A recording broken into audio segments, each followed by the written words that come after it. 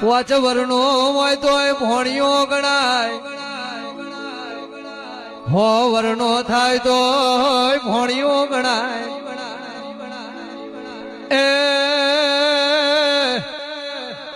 પોચ વર્ણો હોય તોય મોમો ગણાય માં, હો વર્ણો થાય તોય મોમો ગણાય દેરા.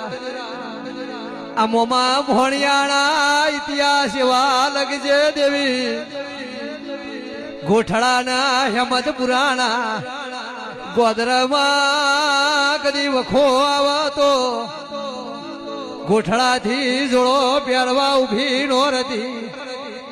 એ દાડા દેવી તારી કુવાસીની ઓછમો વહુ આવશે માં, મારી બાપની માતા જો જઈ.